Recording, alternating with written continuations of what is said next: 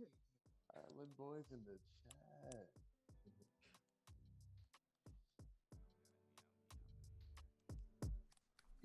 Yeah.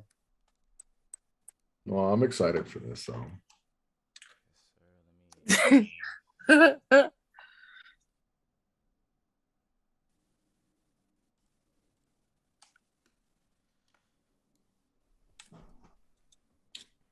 but you guys did turn your essays in, right? What's up, Niambi? How you Yellow. doing? Hey.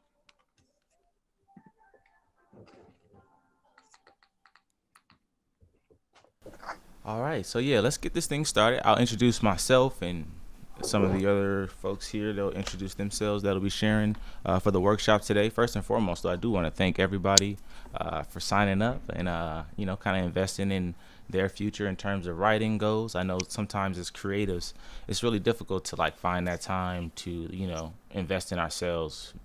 Finding time in our daily life between work and family, relationship building, and all that stuff to really sit down and say, hey, like, how can I be better at some of the things that I'm truly passionate about? So I do want to give credit there. Just that's that first step that you took. At the top of the year to decide to do something towards like your art and your craft. So kudos to you. My name is Dom Root. I'm one of the co-owners of I Am Root. It's LLC, a brand here in Arizona where we focus on events and productions.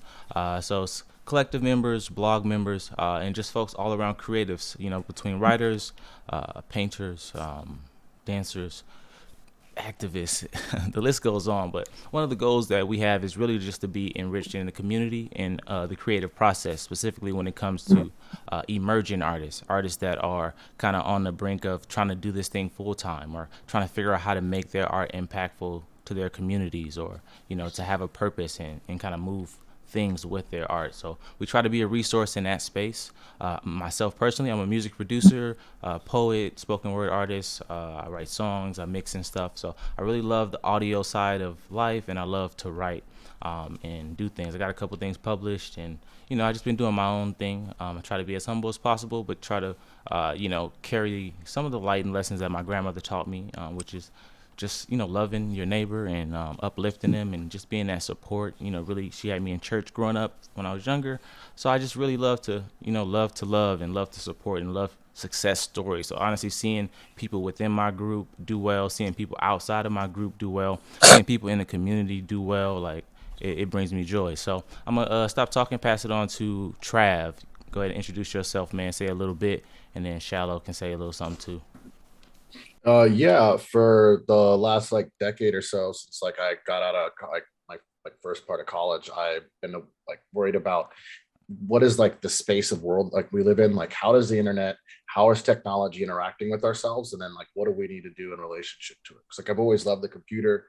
My aunt bought me one when I was like 4 or 5 years old. I had like an old one with like the green screen, like horrible graphics, but I was still always playing with the computer. So there's always been a part of like, my mindscape. And then like, then you get to like the concepts of like freedom when you're learning about civil rights in high school and college. And so then there's like an intersection between the computer and freedom that I was always kind of worried about. So I joined I Am Rootco to kind of put practice and theory together, where I think that we need to build places outside of the internet to be able to have a healthy internet itself, right? And people aren't focusing on building healthy environments outside the internet, then we'll never have like a healthy ecology of technology. So I put my, you know, hands in the ground and started, tilling soil. So, that's why I'm here. So, I like that tilling soil. Soil. That's nice. I don't have anything deep like that. Um, but I can say that as far as me being a poet and a spoken word artist, my goal has always been to develop a level of transparency and really get people to open up their minds, especially for men of color wanting to be a kind of like a vessel for vulnerability. Through my art, I've definitely made connections with plenty of artists just by sharing my own story with mental health, my journey being from LA. Like Dom and I actually first met before we even left for ASU. We met at the Black College Expo. My aunt was actually what did she do? The Black Student Union Yeah, at your Black Student school? Union at my high school. Yep. Yeah, so my auntie actually introduced us, and then we reconnected at ASU. Um, to see where I am Ruco is now, 11 years later, is crazy. It's insane to see, and honestly, I am just blessed to be a small part of it. Um, I am. I speak very highly of this group often. It is one of the best decisions I've ever made. I've made some lifelong connections. And honestly, I'm excited to see where we go from Yes, sir. Yes, sir. And it's a blessing to have everybody. We got some folks from the blog team in here. Tammy, Niambi's been a part of the brand. Our event team helping us curate all those crazy events over the years. Patricia's been at plenty of our shows over the years. Some familiar faces in here, Demetrio, So thank you all for honestly just your support. Obviously, the work you've done within the brand for the folks in the brand and just the folks outside of the brand, just the love and everything that you've given to us. So it's time to give it back. We're gonna get into this workshop. I'll be going up first. My section pretty much is covering getting and staying creative. So I, you know, I am a rambler sometimes, so I got a PowerPoint. I'm gonna pop mine up here so I can keep myself in line. I'm gonna go for my 15 minutes, give y'all my info. If y'all have any questions or you want to jump in at any point, feel free to do so. I have a little section in the beginning where I'm gonna have y'all kind of introduce yourself so I kind of know more about the folks in the chat. Because again, we do have some familiar faces, not familiar faces, some unfamiliar faces. So I do want to learn a little bit about you guys as well. And then I'm gonna be multitasking because I want to make sure that I am answering any questions for some folks that may be getting into this group a little late. So bear with me.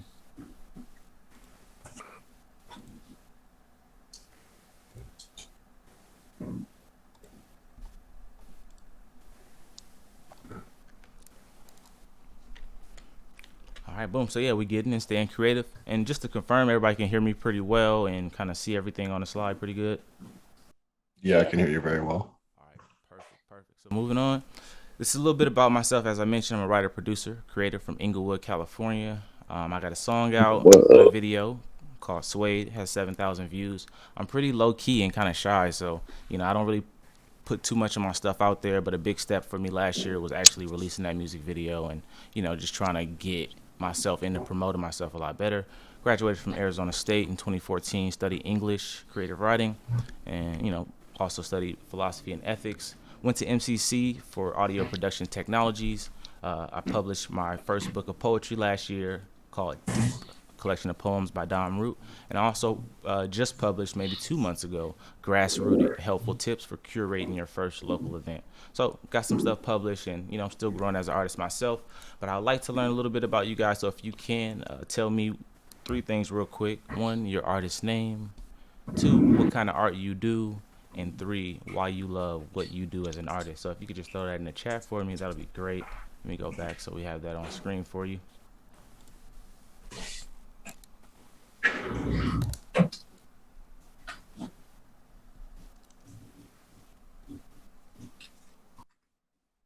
What was one thing you learned in college that you like carry through to this day?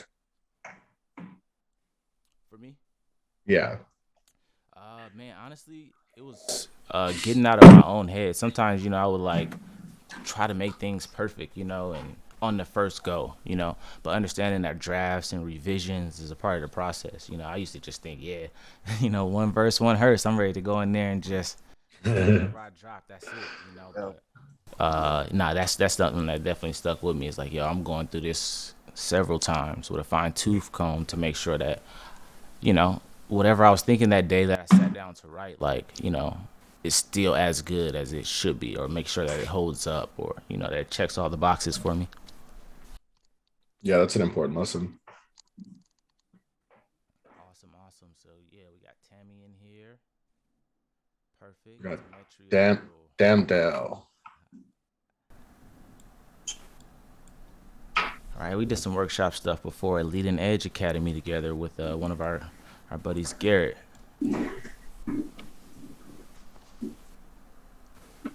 All right. So yeah, we're gonna keep this thing flowing. So pretty much what my section here today is gonna cover 7 things pretty much that I'm looking to address or somehow help you guys like navigate in some form or fashion. So one is writer's block, two is creating on bad days or getting out of creative slumps. Number three is going to be how to get the most out of your ideas and environment.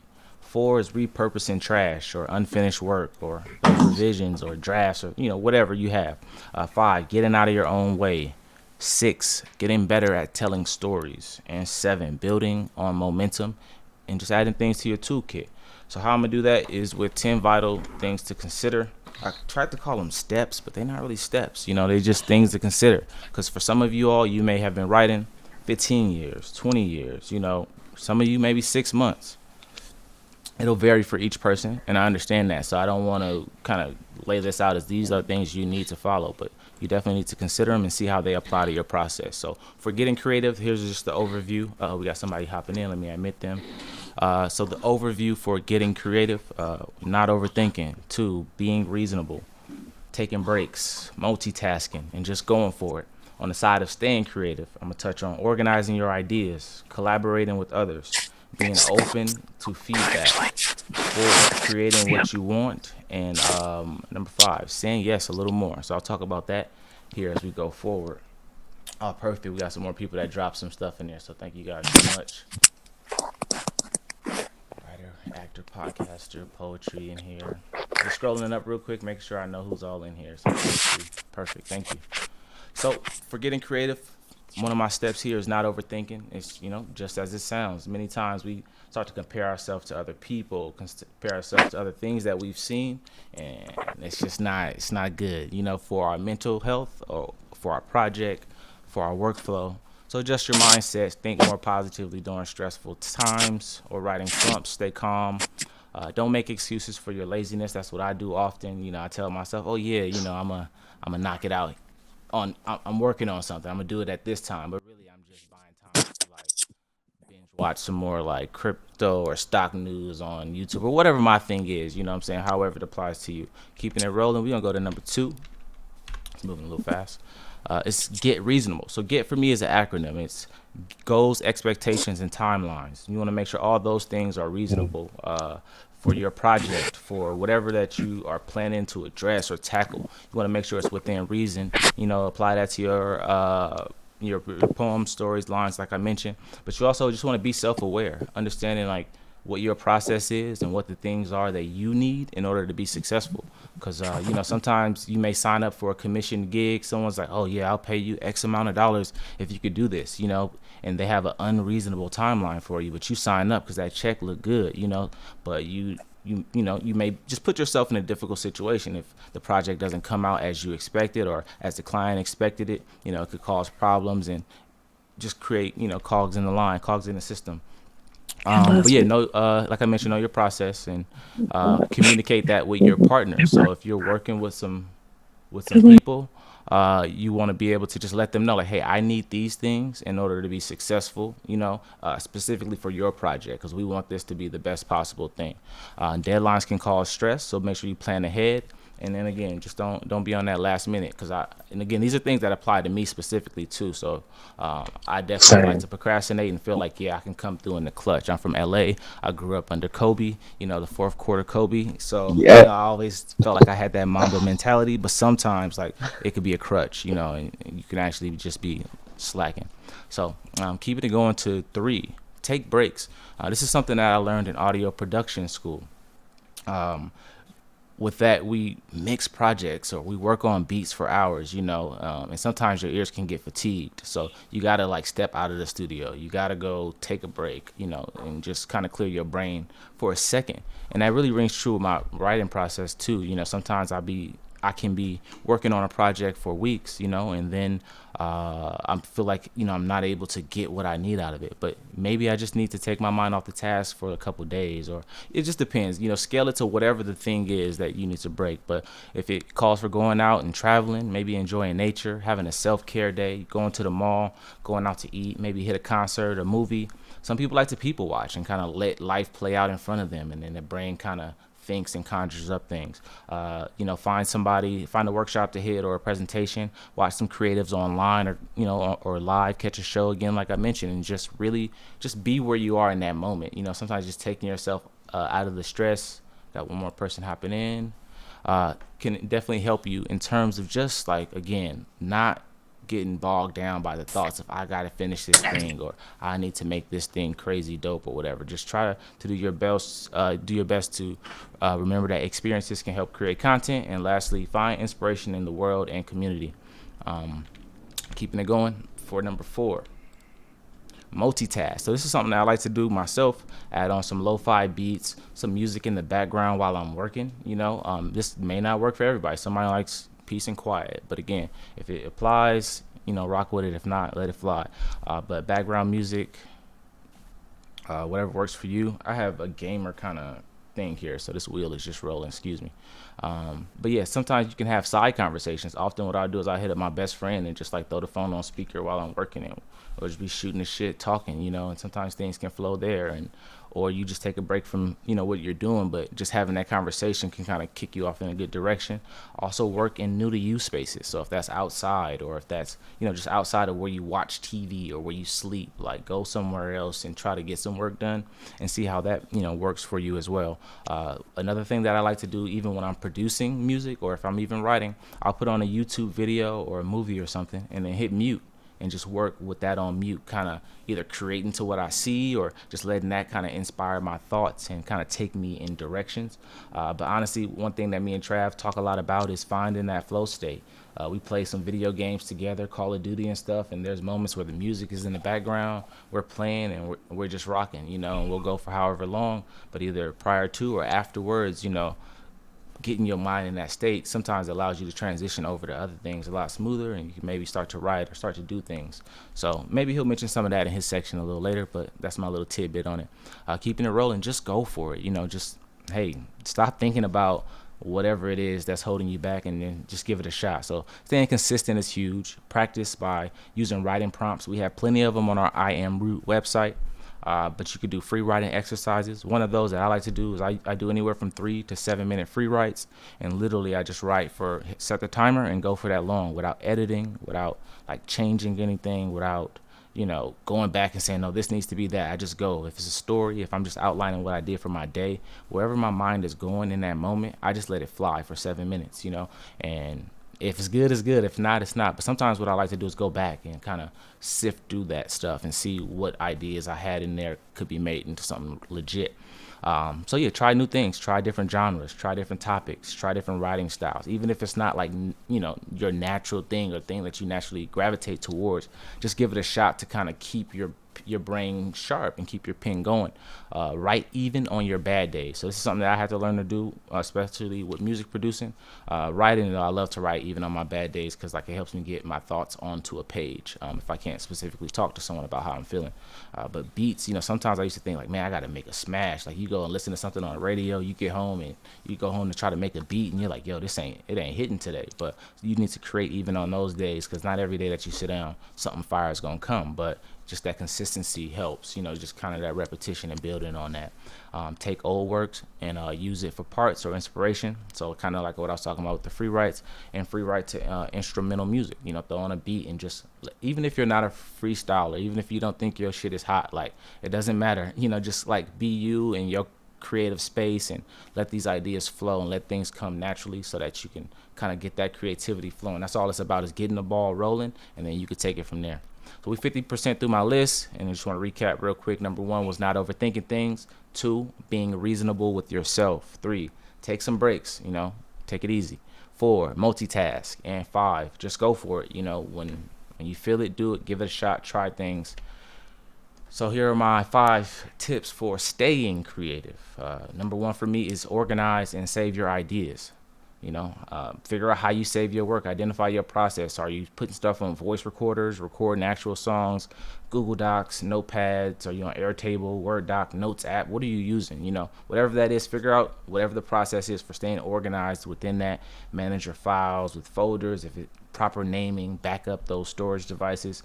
Because honestly, that helps your workflow process run smoothly. It's nothing like being able to go back, find something that you had an idea about, because you're working on something and something popped up, but you want to go back and find something that you did in the past. You can just pull that up quickly, check it out and use some of that information, what worked, what didn't work, and kind of keep kind of building. So as a creative, like this is something that I had to learn and kind of grow at. I'm still doing it because like I'll make a beat, I'll make 5 beats in a night, and I just want to save them and keep things flowing. I don't have time to do that. But if you do make time, carve out a day in your schedule to start making some folders, and as you start to create, once you hit save them to those folders so you know where they are, and start to back up those devices so that when you lose something, maybe a client's file or maybe your work, whatever it is, like we've all lost some files because we didn't back something up. So just take care of that Yep. responsibility for sure. So keeping it rolling. Number 2 is collaborate with others. Work with others to increase creative possibilities and combine resources. In order to do that, you can use social media. That's how we found some of the new faces that we have here today. And then your local community. That's also how we have some folks here today. I see Heather joined in with us. How you doing? She submitted to a couple of our poetry contests. So yeah, I love familiar faces and I love new faces. So tap in with social media, tap in with your community, challenge yourself, and learn from other creative processes. So give and take. And when you do collaborate, don't rely too much on that other person to like carry the load. Like give some of what you have to offer and let them do their thing too, so that it's really kind of a balanced creative expression. Build on those relationships and connections, and then go forth and seek out opportunities. Don't wait around. Don't post on your social media thinking that you drop in the fire and then people are just gonna hit you up to collab. Like if you want to collaborate in your heart of hearts, send the DM. Just do it. If it's on Facebook, if it's whatever it is, send the message and then see where it takes you. If they don't respond or if they don't give you the response you want, just keep moving. There's plenty of people out here. Find your people, send them a message, and then go from there. 3, be open to feedback and critique. So share those ideas with other people, either publicly or privately, and among people you trust or people that will give you creative, constructive feedback, because that's important. You don't want people just like, yeah, that's fire. And one thing you want to do too is just also communicate what you're working on. Like, hey man, I have this piece and I'm really having trouble with the ending, or I'm finding myself using too many of these phrases. Can you help me out? So that way that person that's giving you feedback knows kind of what you need and what you're working towards. Because otherwise that's dope, or I don't really like it, or depending on who that person is, like help them help you in a way, and use those sharing experiences to gauge the responses to your work, like how people are reacting. If you hit an open mic and you're starting to see people are like digging that, take that data and go back to the lab and make sure that you do more of that, or work on ways to emphasize those sections that people are enjoying, or if it's something that people aren't gravitating towards, or if they're looking confused, like really gauge these responses that you're having interactions with people, facial expressions, but also what they're telling you and the information that they're letting you know. And again, take that info and be better. So we're going to go to number 4 here. Is tell your stories. So be genuine and authentic to you. Focus on telling the stories that you actually want to tell without feeling pressure to create something off brand. So, sometimes we see some stuff that's trendy and we want to get on that trend and do it. That's okay. I'm not saying like don't do trends, but also just remember though, like if you fall into a slump and you're like, man, I don't feel as creative. Like think about like your process and what you're doing. Are you doing a trend or are you doing you? If you're not doing you, then that might be contributing to that slump. So just keep that in mind. You can try new things, but if you find yourself hitting the wall, like go back to being you. And then prioritize your story. Don't sacrifice the storytelling for a funny punchline or some flowery language, which Trav will get into a little later, or just to make a point. You want to tell the story, get to the message, what things are important to get that story out. And then, if you want to add in some cute stuff here and there, do what you got to do. But again, like get that story out, because that's the most important thing that people will get to connect with. And 5, for me, the last one is say yes a little more. Things like say yes, I'll write today. Say yes, I'll go to the open mic. Say yes, my work is fire and I'm doing great. Yes, let me check my calendar. Yes, I'll submit to that contest. Now, you don't have to say yes to every opportunity that comes your way, but if you feel that you typically shy away from things, like when you know in your heart that you want to do it, like maybe try saying yes 10 to 30% more often. Like, even if it's yes, I'll check my calendar, that's better than what you did in the past, which is nah, I'm good, like I'm gonna stay in, or nah, I'm doing this. Definitely just try to say yes a little more and put your name on things. Give yourself something to look forward to. I had an experience just recently. Someone invited me out to like do something and go perform, and I did not want to, but like I do want to, like, because I love this. So I said yes, knowing that I had so much other stuff to kind of focus on and that I didn't like, that it was a little tough, but it kind of got me writing again. It got me doing things. The event actually got canceled due to some other things, but it wasn't, an opportunity that I turned down. So now I still have the opportunity to do it in the future. I said yes to it. I started to prep myself, even though in the back of my mind I was having some doubts and some difficulties. I signed up for it, and I started to prep. So it was just good practice, even though it didn't happen. So it kind of worked out with whatever was going on in the back of my mind. But again, I signed up. I was trying to be present and stand stand in my art. Create with some consistency, with your practicing, executing, and your writing. Give yourself things to look for, as I mentioned. So that's pretty much my little list. Let me get to that to recap this last five. One is organize and save those ideas. Two, collaborate with others. Three, be open to feedback. Four, tell your stories. And five, say yes a little more. So that's not yes to everything, you know what I'm saying? Obviously, do what's for you. And if it's not for you. But if you feel like, I've been saying no a lot, like, just say yes sometimes. All right, and I just want to share a couple additional resources. So in case you feel like you've hit some walls, we have on our I Am Root Co website, we have writing prompts. So you can literally go on there. We have over, I want to say 70 or so writing prompts that you can just scroll past, pick one and just start going, We also have challenges. So they do, a couple of them cost, but you get your money back if you complete the challenge. There's a 30-day challenge and a 7-day challenge. The 7-day challenge gives you a word a day, and then you can write to that word a day, submit them all, and then you'll get your money back. It's like $5 or whatever. It's just a kind of accountability thing, because you put your money in, you want to complete it, get your money back type of deal.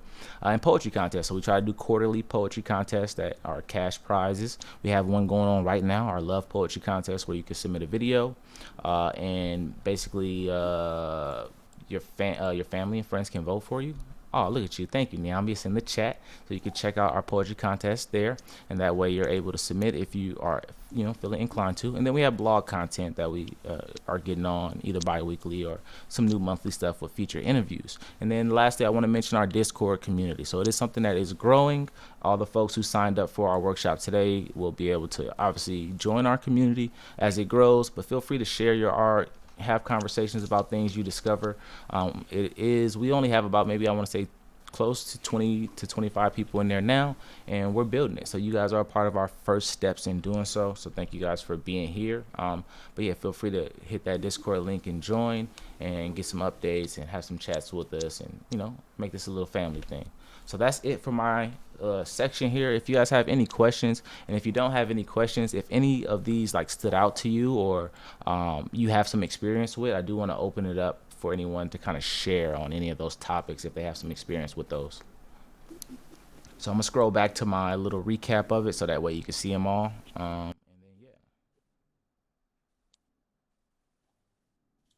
then In which ways have these helped you recently, like kind of anecdotally? Yeah, for sure. For me,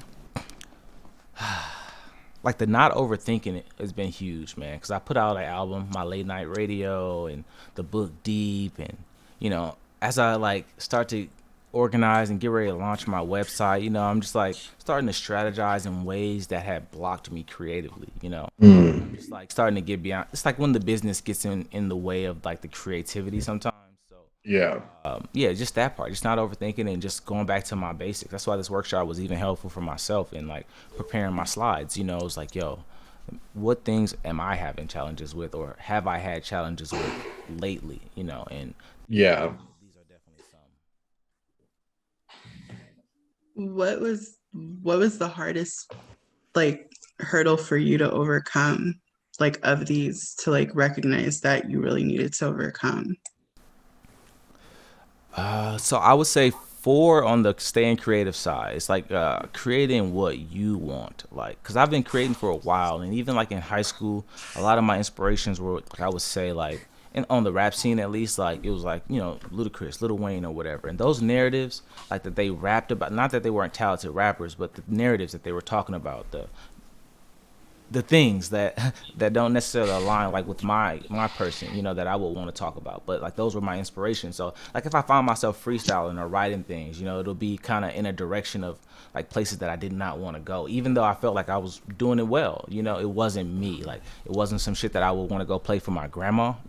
So maybe not recently, but like over the span of my creative journey, it's been like focusing on creating what I want versus like, damn, is this one gonna hit in the audience, or like, is this, like some of the goats, like, how they would do it. Just really just focusing on me and maybe taking some of their creative, like, tactics, cadences and things like that. But in terms of the narrative, it's just like letting go of that. Yo, I'm not selling no drugs. Like, I'm not shooting nobody. Like, that's not what I'm on. Like, so just making sure that I'm communicating exactly like my person, so that people get to know Dom Rude and not some thing that I'm creating.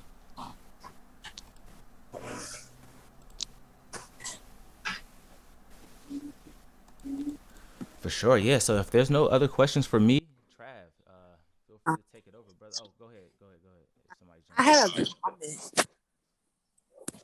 I didn't really have a question. I had a comment. Oh, go for it. Um, so for like the staying creative side, for organizing ideas, I had there was a poem that I wrote in my poetry college course, and like I really liked it. It was a cento poem, and it was the final draft, and I still to this day I don't know where it is, and I could have sworn I saved it on Google Docs, but I cannot find it. And with the saying yes more often, that's something that I'm trying to work on this year. Yeah, that's huge. That's huge. Well, best of luck too on that saying yes, because I know it is difficult, when you have life shit going on and it don't always line up. But yeah, just maybe thinking about it and having that front of mind is definitely gonna be helpful. But yeah, now I'm sure a lot of us has lost some poems. I'm always searching in my email for like that version, even if wherever I'm at, I'm searching. Yeah, I've there's like a lost so whole many hidden poems. period from Travis. Yeah, there's like the lost era. I've lost so many poems in various books, various phones, like some really good shit, and it hurts. Yeah, don't trust the phone to store your Don't stuff. trust it. Yeah. It hurts so bad. It hurts so bad. I So bad. literally, every poem I have lost was one of my best poems. Yeah. Mhm. It hurts still Yeah. to this day. Yeah. No, I solved all the math once, you know what I mean? And then my computer crashed. Yes. Also, Dom, Yes, sir. you didn't have to read me, man. You was going through all of your tips, and I was like, he talking to me. I don't like this. Because uh that we just talked about not overthinking. And the number of times that I have completely scrapped something because I was overthinking it, um, even with this workshop, like we spoke a few weeks ago about, trying to find a balance between being technical and just speaking from the heart, which I think we also as artists struggle with when creating. It's like, okay, I want to speak on some real shit or what's real to my life, but also I want to connect with people. And I find with me, I tend to write whatever comes to mind first, and then I don't edit it until after I perform it. Because usually, for me at least, my first thought is my best thought. But then after I've performed it, after I've kind of like workshopped it, so to speak, that's when I go in and make whatever revisions necessary. Um, but I also realize that when I perform, I end up freestyling part of a poem. So it's usually just really off the cuff. But the downside to that, as far as being organized, is I have to watch a video of that performance. So like, what did I say? I didn't write that down. So it's a double-edged sword for me there. Definitely.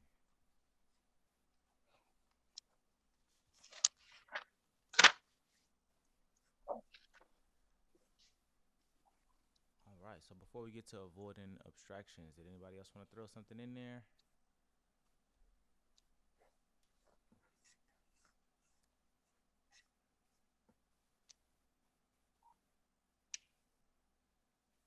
Nah, everything else that I would say is actually going to be in my section. So Okay. Perfect. Perfect.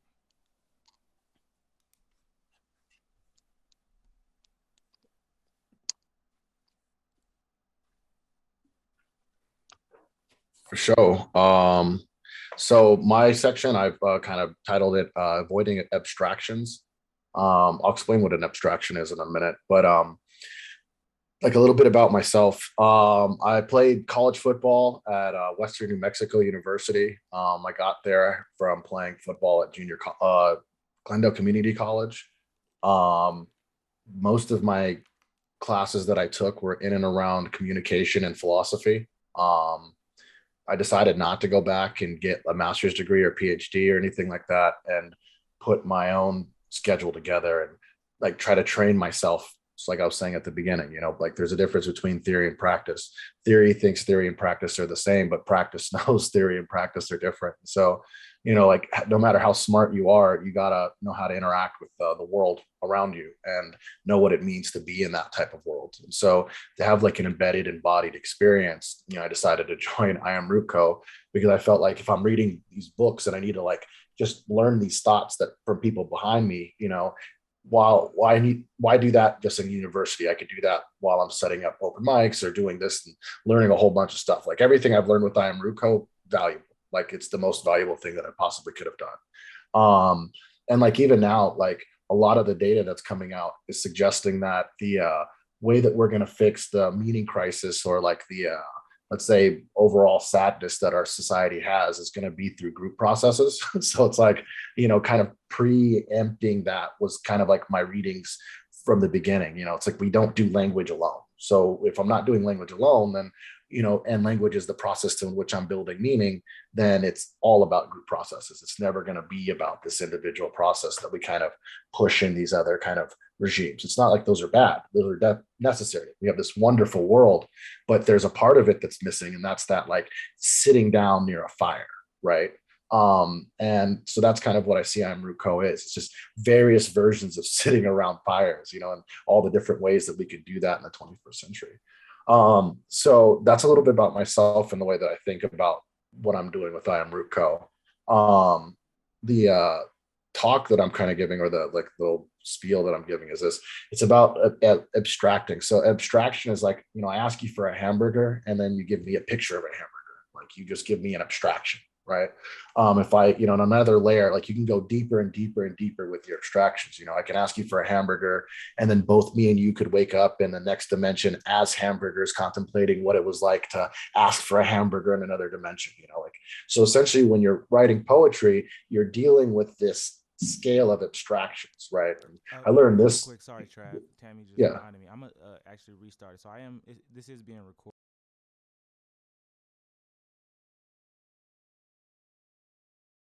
Thing.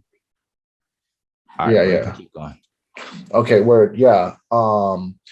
So do you want me to start over? Or do you want me to keep going? No, you're fine. I'm in OBS as well, but not in Zoom. So Okay, word. So you're abstract. So the system of abstractions. One of the first times I got in contact with like a concept that like got that was with general semantics. And I find this work like really important when it comes down to writing. And I'm going to be trying to host more general semantics workshops talking about like interaction of language in the body. But anyway, so as you're writing, you're dealing with this kind of system of abstractions. You want to write about a hamburger, right? And so you could just write the sentence, a hamburger, right? Or you can then go and forth and like all the way to like two hamburgers are in love in another dimension, talking about all that. So the way that I've kind of like gone about teaching this, or like getting people to see like the value of this particular point, when it comes down to writing, is to show a aspect of our cognition. So if everybody can kind of like take a deep breath and like get ready to like kind of like pay attention to your own nervous system, like like when you like kind of meditating in a way. So like here in like 2 seconds, I'll do this particular exercise. All right, so the exercise is, well, it's me showing what I think language actually is. And so in math, there's this concept called topology.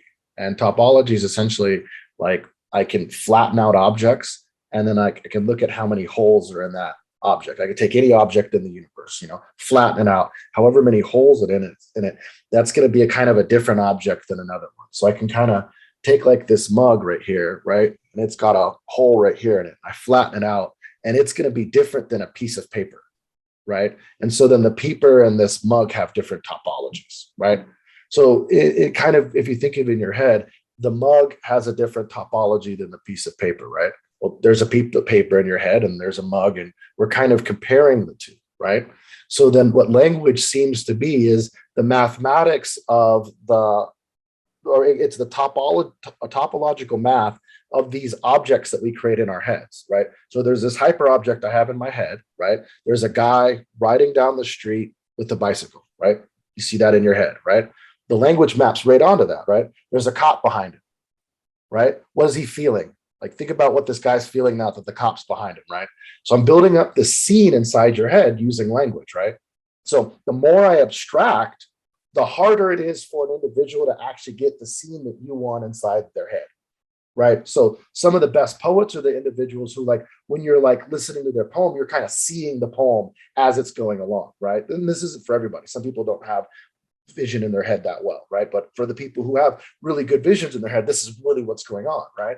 And so when you're writing a poem or you're writing a sentence or you're writing an essay or whatever, you need to pay attention to the level of abstraction that you use in that particular sentence. And ultimately, my goal, or your goal, should always be kind of use no abstractions at all. Like, you can use fancy language, like the car was going very fast. You have to go say the car was going fast, right? Very fast isn't necessarily an abstraction. It's just additional information about this particular thing, right? So you could use creative language without abstracting, right? And the examples about this are pretty hard, but I want you guys more to take from this the connection between the images that you're creating inside your head and other people's heads with your words, and your ability to like project that image to somebody else, right? So if I wanted you to think about, a plant in a pot, right? Then the pot color is red. You can kind of see the picture building up over time, right? And so then that's your ultimate goal when you're writing, is to get that overall picture. So like, let's say you have a relationship where like everything is like going really good, right? Then you want to make sure that when people are hearing what you're saying, it's that kind of thing. I know that's kind of obvious, but there's ways to kind of like abstract too much, where it's like, oh, the water was running so hard, it was hot. It's like, I can't tell if that was a good relationship or a bad one, right? But I could say something like, as they looked at each other and they smiled, they do this every day. That's still kind of poetic, but it actually gets us closer to where we are. So I had a little bit more, but I don't necessarily want to go there because it's going to be adding to different ideas, and I just kind of want to get everybody focused on what I've laid out right now. So I don't want to go any further, because I think the point about the abstractions and the images we're trying to create in other people's heads is that's it. That's the central thing. Did you want to workshop a few examples, or what do you think? Yeah. Yeah, I mean, I can workshop. Yeah, I could definitely workshop like a few more examples to get like the idea kind of clear, right? Like, does anybody have any sentences they've been like worried about recently? Like, like, I don't know if anybody has any work like they had that they wanted to workshop at all. Because if you did, I could kind of like show you an example of what I mean. You got one, Patricia? Yes, can you help me? Awesome. Yeah. If you want to post it in the chat. Yeah.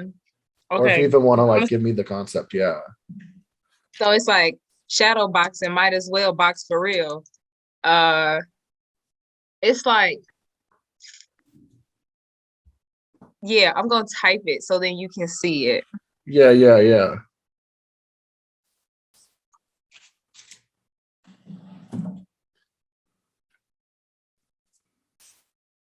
And I appreciate you having something, because this is the first time I've like done this one. Yeah. So the what I would do, have another bruise for my face. I would put I would follow that sentence up with like a D abstraction. So like, you kind of got it, like shadow boxing might as well box for real. I wouldn't even call it as an abstraction. That's more of a metaphor, right?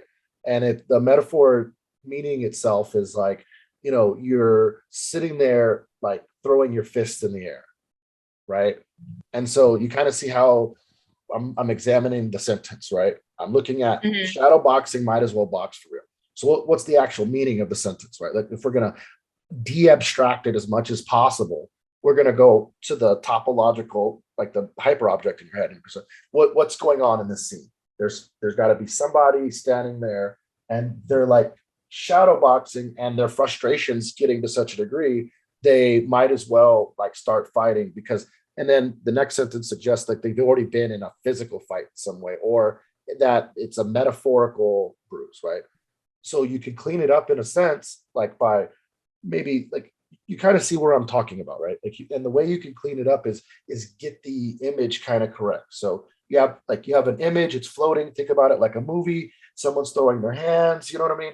And then we kind of zoom in. There's like a bruise on the face. Is the bruise metaphorical or not? That would kind of let you kind of go where the next sentence is going to be or what's going to be. Do you have the next sentence or the next like lines or?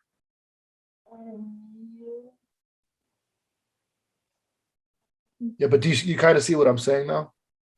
Yeah, just a little bit. Just a little bit. I'll be honest with you, just a little bit.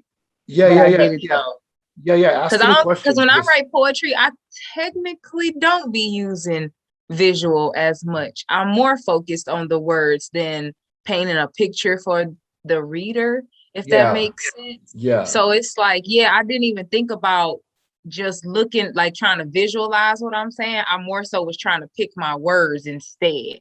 perfect. So Yeah. That's what I wanted you to get out of everything I said. yeah, That's yeah. Oh that's yeah, it I right there. definitely understood. Yeah, cool. Yeah, Yeah. and so yeah, that's perfect. Because like yeah, I find that once you get to that level of interaction with the words, it's a lot easier to actually conduct the entire story. Because like you can just pretty much build the picture of what you want to do and then skirt over the top of it with like Right. That probably would make it more, thank you. More easier to write this if I visualize it more.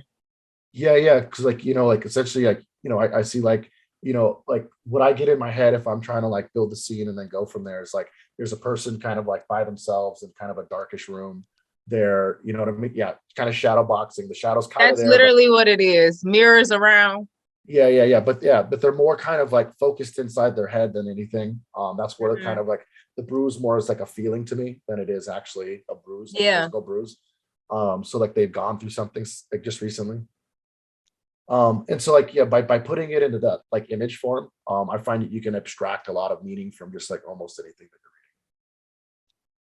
Okay, wonderful. Thank you. you're reading. Yeah, appreciate you providing that example. That was great. No thing. Does anybody have in a sentence or anything they want like to look at or like ask a question about? Hey, so I don't have a line or a sentence or anything, but I just want to add on to Patricia's example. So I really loved that line because it helped me see like you explained, like, okay, yeah, she's saying that you're kickboxing or whatnot, right? But now with that visualization, like that abstraction of like, what does this person look like when they're kickboxing? What is it that they're battling with? Putting it into a certain context, like that was really good for me. I think where I'm stuck, like I understand like giving your readers like those senses or like some sort of background visualization of what you are using when you're playing with those words like you said, but for me it's like I'm not understanding when you're saying like the topography, like I don't understand that connection. Yeah. So I don't really have better language like that doesn't use these particular terms yet, but like so topology in mathematics is going to be it's a type of iso like how am I gonna not use these like big words? Okay, so like let's say I'm trying to like figure out what's the difference between two objects, and I'm have a limited set of tools to use, right? Or I just want to find out what the difference is between two objects. Oh, fuck, here it is. Sorry. It just took me a minute to get like the particular question in my head. So when you're trying to in this particular concept of topology, what you're doing with objects is you're stretching them, pulling them, and like moving them around. And then you're asking the question, how like what stays the same as you do this? And so some objects can move and pull and tear differently than other objects. And so then there's different types of ways of going about showing how like a donut is different than piece of paper, or how a cup is So, like what. let me see if I'm getting a connection now. So with her example, the kickboxing, right? Mhm. She's using language to try, just conveying an idea with this kickbox line, right? But you're using topology and like, okay, how can you use that same idea and just like translate it in some other form to still convey that same idea? I'm saying that underneath, so with the topology, I'll have like this equation, right? And the equation will look completely different than the object that equation would say that is there, right? And so then your sentence is a representation of this underlying object, and it's the topological math. So it's going to be like these things that are like, as no matter how much I like bend and pull and twist and like do the object, these things are gonna stay the same. And so then I can get what I'm saying or you're saying, because there has to be some consistency in these objects. Like they can't like bend certain ways, or they can't fold certain ways, right? So when then so if I write like a sentence like here's like a good example. Like, so let's say you're in a relationship and you say, my relationship feels like the wheels are running in the sand. What do you think that means?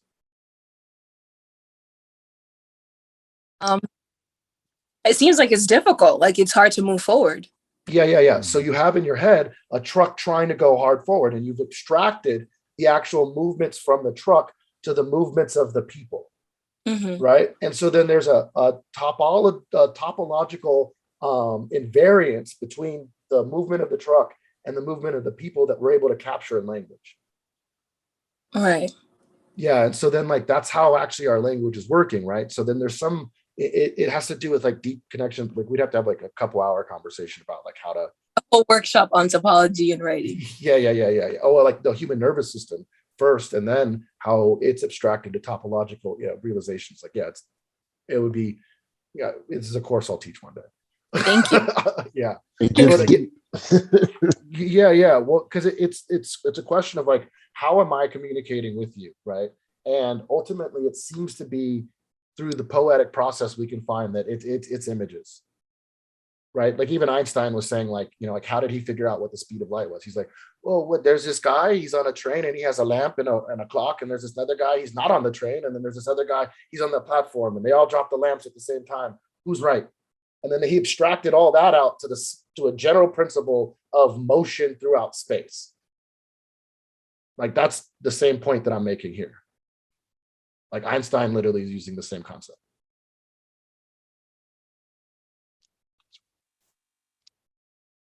Gotcha. All right. So if we don't have any other lines that we want to look at or any questions for Trav, how we looking, Shallow? I appreciate the questions and the examples too. Like really, thank you.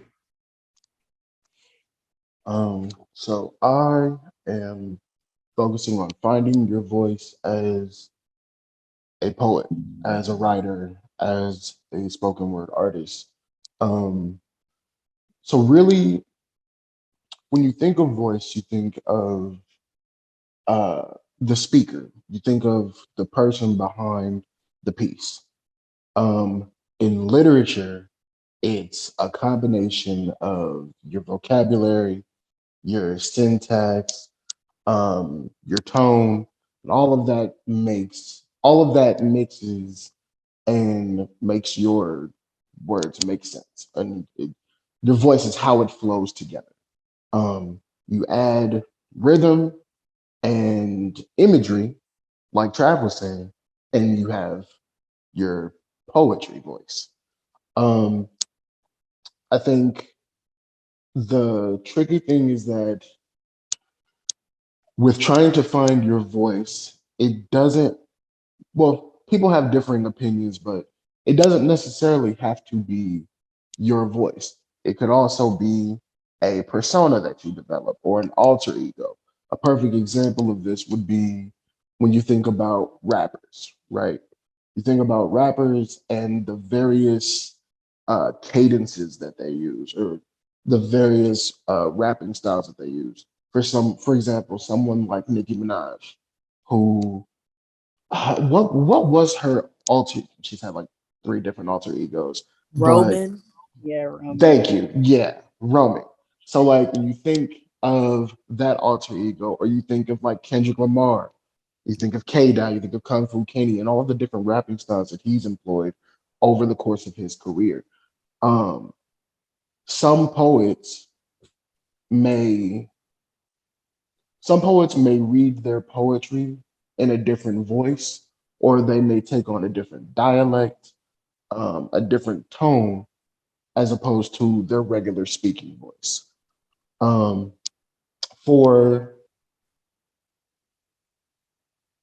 if you think about like if you go going back to the rappers example, um, a big criticism is that today's rappers, the young rappers, they all sound the same, right?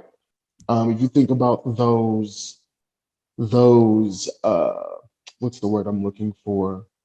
Those iconic voices in rap. There's something that sets them apart from their peers. So you take someone like maybe Busta Rhymes, or you take someone like Snoop, who has that very specific way of speaking, that very specific way of reciting their rhymes. That is their voice. Um, with all of these things, it's all about the choices that you make, right? So, with trying to find your voice, some people may say that it's all internal, it's all coming from you. Others may say that it comes from what you read and what you hear. I think it's a combination of both. Um, Part of it is what comes from within, because of course you have to decide how personal you want to be as an artist, what your subject matter is going to be. For me personally, when I first started out, I wanted to speak about my feelings. I started writing at an age where I was very angry and kind of just like dealing with the growing pains of being 13, which wasn't really going through shit, but it's high school. I have all these thoughts and feelings and wanting to express them however I could, but like in a healthy way. So for me, ever since then, my poetry has been mostly about matters of the heart and mind. So whatever it is that I'm feeling, whatever it is that um, I'm going through, I write that. Writing was a big outlet for me with dealing with mental health, dealing with depression and anxiety. So in the beginning, a lot of my art was very sad, for lack of a better word, or my mom would describe it as sad. Um, but even then, with picking the subject matter and deciding, okay, I want to talk about these real life things that are happening, I had to decide how I would perform it, right? Because initially with writing, it was for me, it was never intended to be public. It was just something that I put on paper. When I decided to actually perform that, I had to decide, how do I want to sound? Do I want to just read it off a page? Do I want to try building up a persona, or do I want to use slang? So with deciding what kind of vocabulary you use, some people write how they speak. So whatever slang they use, whether it's regional or whatever the case may be, they go with that. Some people prefer to write um, from a standpoint of educated. So they may use bigger words. They may use multisyllabic words. They may use flowery language to be more abstract. Like Trav was talking about avoiding abstraction. Some people decide they want to be as abstract as can be. They don't want to be to the point, and they like to live in that. They like their art to live in that space where it's up to your interpretation. There is no one right answer or one right interpretation for that body of work. Um, for me, I do both. I like to be very blunt with what I'm dealing with or what I'm writing about, whatever my subject matter is.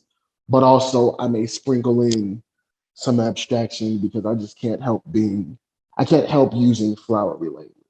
So, for example, um, in one of my pieces, I my exact words were, one minute I may say, you beautiful personification of the moon's beauty or the moon's light. And another sentence I may say, you fine motherfucker you. I like switching it back and forth. Um, but that is a direct choice when I wrote it. Um, I it sounds terrible, but I do not read a lot. I have a bunch of books that I need to read.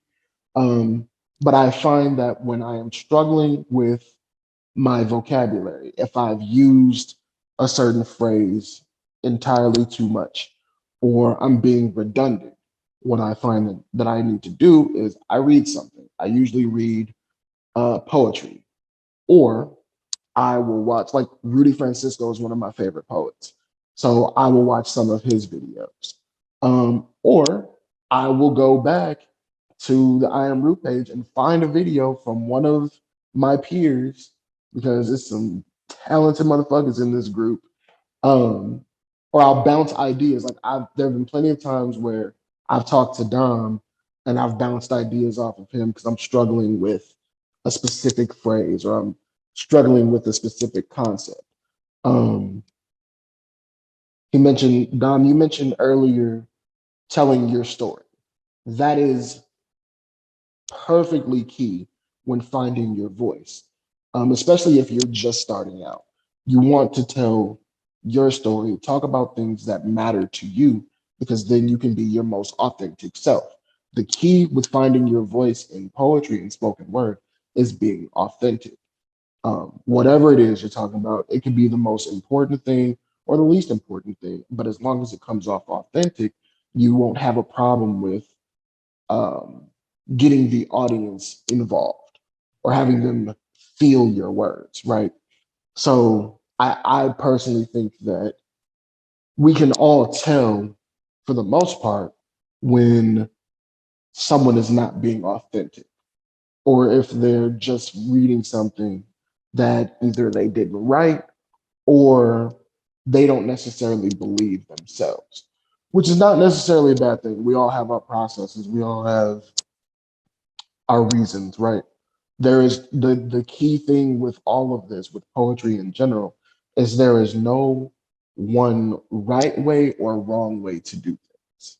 Um, for me, finding my voice involved me looking inward and then also watching a few videos from certain artists and picking up how they read certain things, stressing certain words. I use a lot of slang. Being from LA, Inglewood, born and raised, I say cuz a lot. I don't bang. I'm not affiliated or anything, but that is something that I grew up with. There are certain things that we may say in LA, or ways that we may say certain things that only someone from LA will pick up on. You know what I mean? Which is perfectly okay. It may be alienating to certain people, but there may be someone that connects with that. It could be something that you become known for. Um, some people make the choice to not curse in their poems or in their work, period. And that is a bit of who they are. I think with art, with poetry, it's all about putting bits of us in our work, right? And kind of bearing that to the world. So for me, I talk about my family a lot. I talk about my struggles with mental health, and I I also realize sometimes I can be a bit self-deprecating, in a kind of, I'm dealing with this shit and I'm frustrated with this shit, but there's a light at the end of the tunnel. That is the central theme to my poetry. Um, and that's just something that I've built over the last few years. It's vastly different from what I started out as. So, like with finding your voice, a fallback that we all tend to do, or that we try to avoid, especially with poets of color, is falling back to the Def Jam poet cadence. We Oh elongate no. words. We go with the and I came to you and you are my queen, sunrise of the earth, all of that shit. Because it's what we grew up on. It's what when people think poetry, when people think spoken word, that is where their mind goes automatically. Now, I'm not knocking it. Personally, it does not work for me. I can't stand it. But some people do it very well. Whatever's your strong suit, that is your business. I'm not knocking it. Most snaps to you. Um, I think for starting for artists that are just starting out, it is helpful to avoid that because oftentimes we get into a rut. We get into the habit of sounding like this artist or the next artist. Um, and really, it's like you're not, to a certain extent, you're not finding your own true voice. You're just mimicking what another artist does. Um, like Dom said earlier about, maybe not necessarily with the structure, but like looking to his idols and kind of doing their cadence or trying to attack a poem the way they attack raps, right? I feel like we all tend to do that. Um, but also we have that moment of like, I'm not selling drugs, I'm not doing this, that, or the other. Like, why am I trying to why am I trying to convey that? Right. Um, I feel like that's also a conversation for trends and what's edgy and what's the new thing in art or just social media in general. Like Dom said, there's nothing wrong with hopping on those trends. There's nothing wrong with, doing something that has been done before. Like, how many of us have written a poem like Shihan's This Type Love poem? I literally did one last year. I'm pretty sure to the day I did one last year. Like, we've all done these certain types of poems. We've all hit on these topics in a very specific way. There's nothing wrong with that as long as we're putting our own kind of spin, our own personality to it, right? Um, so, like I said before, no matter what you write, make sure it's authentic. Be genuinely you. So, if you want to talk about, I don't know, your love of sunflowers, go for it. However, you want to convey that is completely up to you, and no one can tell you you're right or wrong. So I think the key thing is practice, repetition. How you write something may be different from how you speak it. I know for me personally, I had terrible stage fright. Like, I get nervous before a performance every single time. But what I also found was like when we were doing the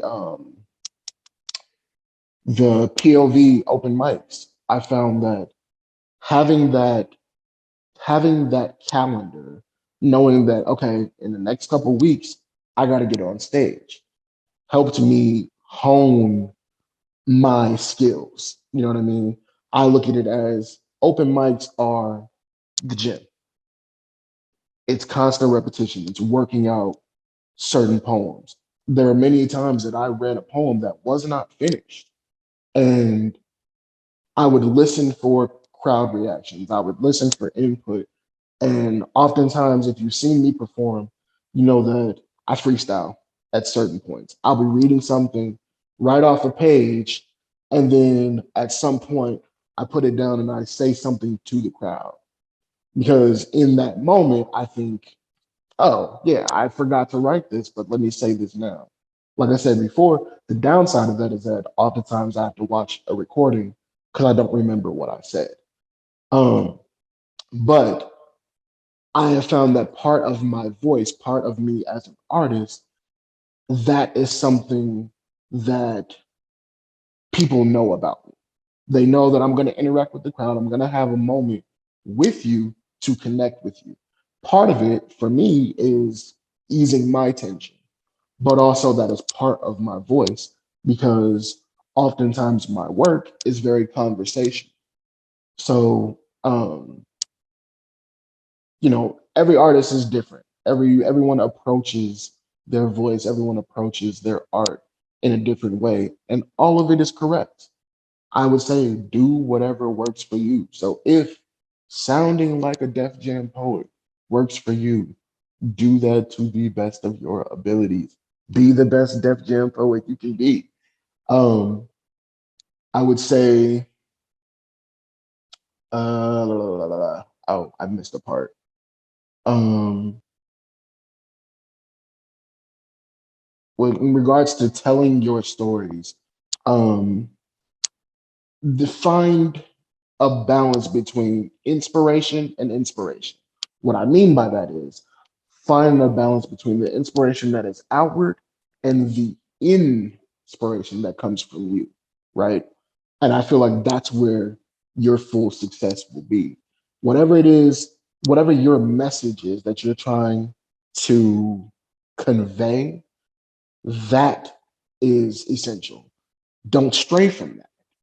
Have that central message that you want to convey, and then bring in whatever outside aspects can help you do that to the best of your abilities. Whatever research you have to do, whatever, if it involves um, watching YouTube videos. Oftentimes, when I have a subject that I am struggling with, because I have the thoughts there but can't really find the words, I will watch other artists and see what they had to say on the subject.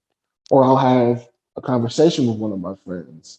Um, I, like Dom was saying, I oftentimes will just have one of my friends on FaceTime while I'm working on something, and we'll bounce ideas off of each other. Or I'll listen to them talk about something and write from that perspective. So there's a million and one influences out there that can help you, centralize your thought and convey that message in whatever way possible.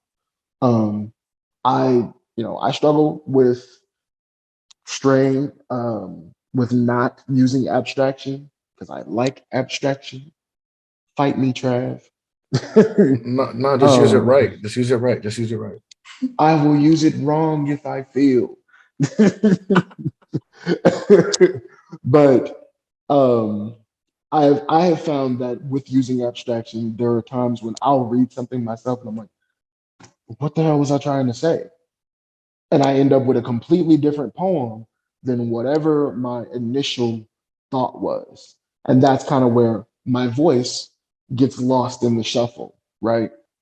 Um, because I feel like as you write, and as you've been doing this for years on end, you still develop your voice, but you get into a rhythm. You get into a groove as far as, okay, I know how I'm going to say this. I've written about this subject a million times. I know how I'm going to attack it. um but then you try something new, or maybe you get stuck on a line, and then it's all lost in the shuffle, which can be tricky and detrimental if you don't edit. I usually don't edit until after I perform it. Um, but in terms of finding your voice, like the central thing that I want you to take away from it is that there's no wrong or right way to do it. Um, Outside inspiration is great for you, but also look inward. Be genuine with whatever your message is. Um, and just you can decide how personal you want to be. You can decide what relationship you want to have with the audience with your art. Do you want them to know intimate details about you? Do you use I and me statements in your work? Or maybe you write from a third person perspective to put up that barrier there or to place some distance between you. It's literally, think of it as like creating a player and creating all of their different aspects. You have a million to choose from. And there is no rule that says once you have figured out your voice, that it can't change.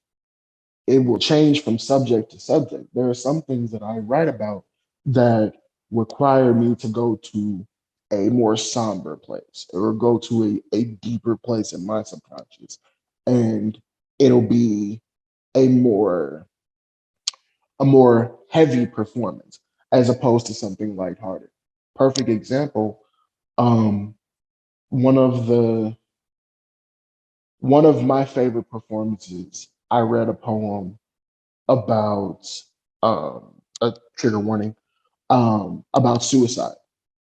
And the way I read it wasn't necessarily how I would normally read a poem of mine, but the subject matter and the occasion, it was more somber, as opposed to a poem I read entitled To My Future Wife, where it was more hopeful. And like with that poem, my approach was kind of like I'm spitting game. I don't really have game like that, but that is the way I approached that poem because in my mind, I treated it as this is a letter to my future wife, and she may be in this audience, which I think that was actually one of my lines. So subject matter will also affect your tone. It'll affect your overall voice. Maybe you speed through a poem. Maybe you want to take your time and go slow. Maybe you want to enunciate certain words.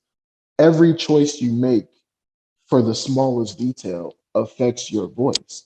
But just remember that no matter what those decisions are, you can always change them, even mid poem, mid sentence.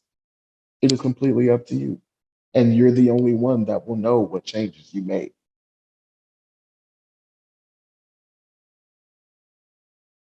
But yeah, that is. Wait, let me see if I missed anything. Nope, I didn't. Nice. I love that, man. Definitely has some good stuff in there. Did anybody have any questions for Shallow or any testimonies, honestly, how, about your process in finding your voice?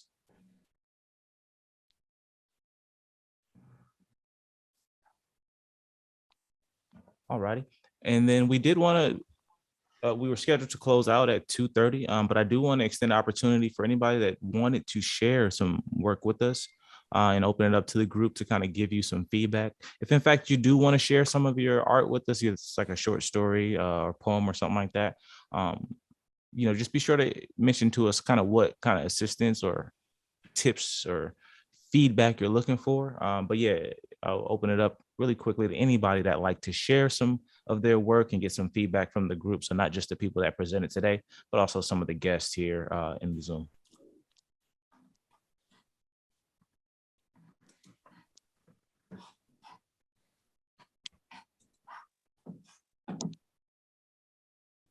All right. Well, yeah. I mean, if not, definitely we sent out an invite along with this email for the Zoom to let you know about our Discord community. So we're going to be having different little hangouts there from time to time. There'll be obviously another workshop that we put on too in the future. But for us, the main thing too is just building community, kind of, popping up. Oh yeah, if you got one, Patricia, feel free to unmute and you can interrupt me anytime.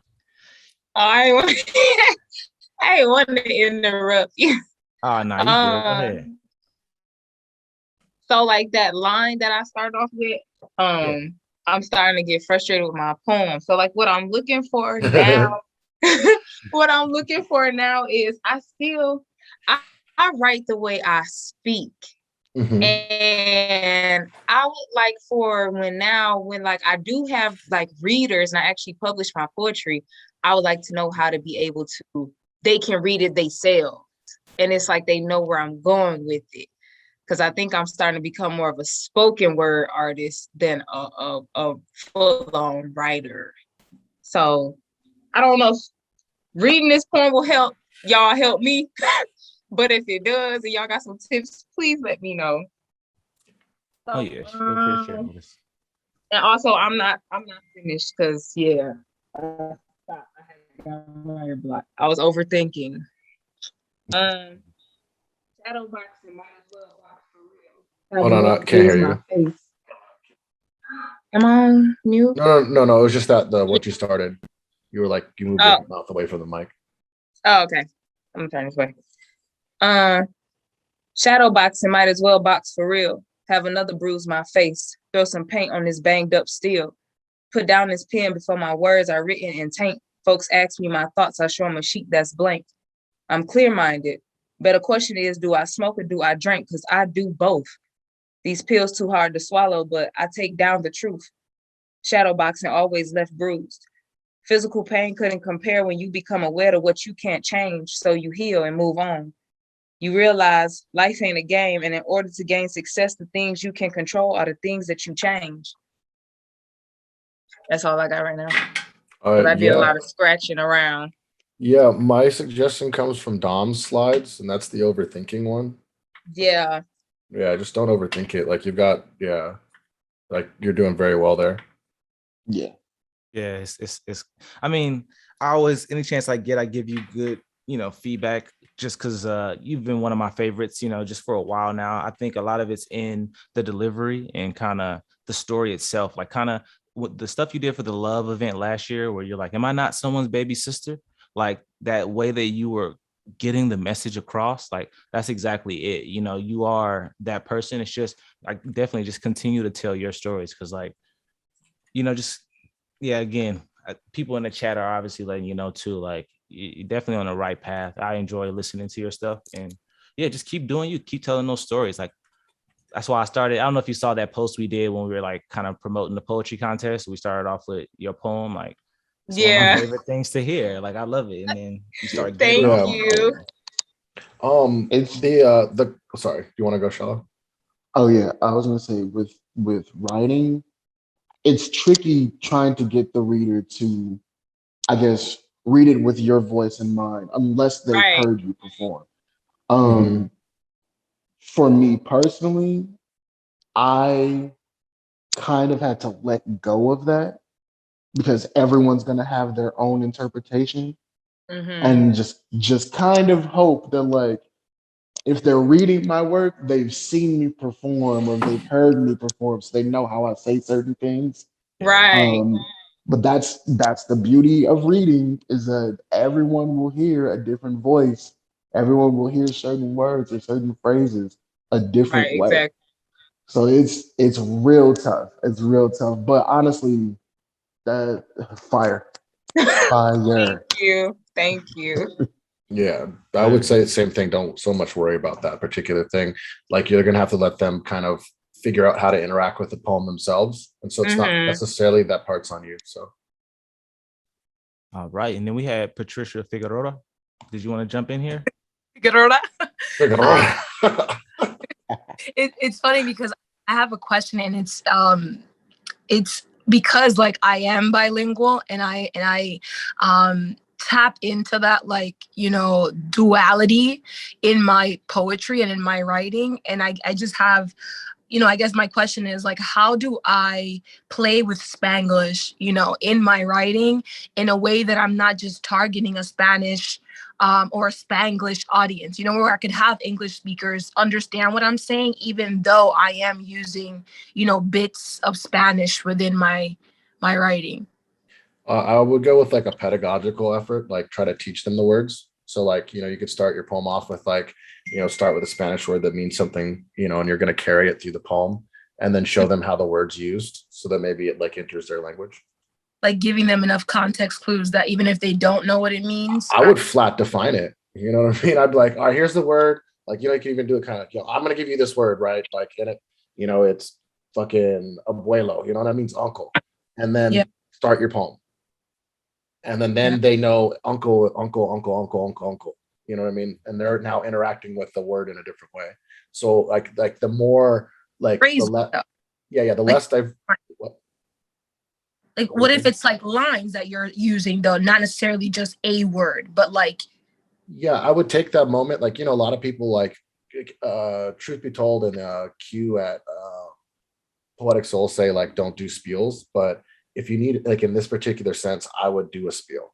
Like I would always explain that. Like let's say you have like 2 or 3 lines, I would explain what those lines are, and that would kind of, in my opinion, like if I saw myself up there on stage and I did that, kind of get me ready for the poem. Like I got those lines ready to go. The audience knows they're coming. And then the rest of it is going to be my English words carrying us to the Spanish. And it kind of makes the Spanish like a little bit better. This is just me going off the top of my head, just thinking about how I would go about it. Oh yeah, I think that's great. That's good. You could also include a line right after whatever the line is. You could also include an aside where you say it in English, or like it's something similar would be when I use imagery or I use flowery language. For example, I'll say, my eyes were green with envy because whatever the situation was. And then the line after that will be, yeah, because Shorty had green eyes and I would like staring into them. I would do Yeah, something like that that like you see how you explains said the like metaphor. you know how you said like use a balance between abstract and like direct language. Exactly. Okay, so Exactly. I see what you're saying. Thank you guys. Thank you. No problem.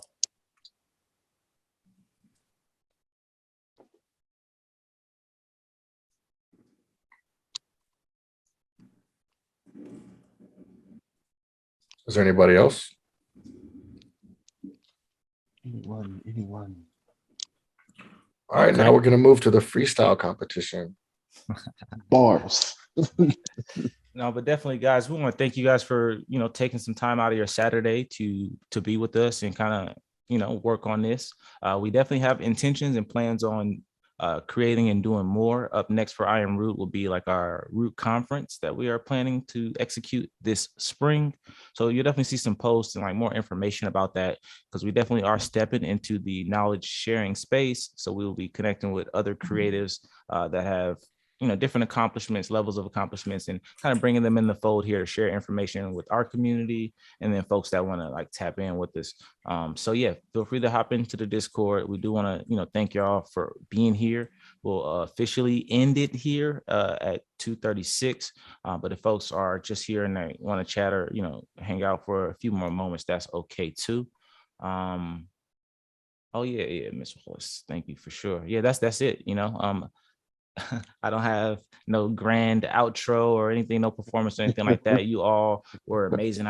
Most importantly though, we do thank you guys for like chiming in and participating, because that's what makes the workshop, the best, or the most effective. If we're just up here sharing information and then you guys have some input or some examples that we can kind of bounce off of, or if there's something that didn't make sense, just throwing your questions out there. Definitely help us make this product better for the future, because of course we want to keep this going and we want to make it the most effective. So keep your eye on your email. Maybe you'll get like a little exit survey to kind of get your opinion about how everything went today and ways that we can make it better, or tackle the topics a little more effectively. Yeah, so for sure, everybody have a blessed rest of your Saturday and weekend. Hoping next week is super productive for you guys. Whatever goals on the to-do list, hope you knock those out. See y'all on the flip side. Love y'all. Absolutely. Love Thank you guys. everybody. Thank you. All right, put them beats on, Dom. Don't have to say. Oh, there he goes. Never mind. I'm about to say, like, oh, where do you go?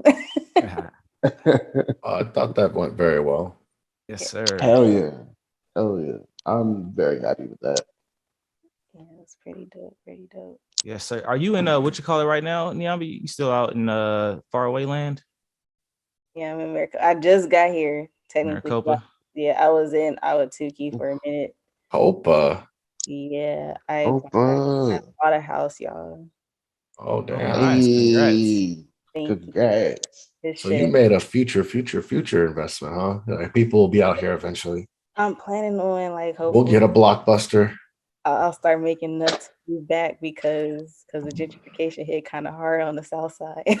Oh man. Yeah, prices went crazy. Like, hoping in a few years I'll be back, with people where I don't have to the 340s. And really it's low-key not far. It's the fact that it's one way in, one way out. Yeah.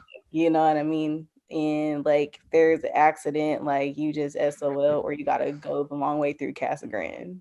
And I did that before and I got lost. I'm like, where the hell? Casa Grande. I went the long way. I went the long way one time. Like it was around just this past summer, and might as well just waited. I got lost. I was just like, "Where is the 10? I don't understand where I missed a complete." And I was following GPS, and it was like, "You passed." And I'm like, "Where was entrance? Where was?" But yeah, I mean, I've really been cool in there right now, just working. Like a lot of personal stuff, but trying to work creatively throughout all the craziness going on. Right. What craziness?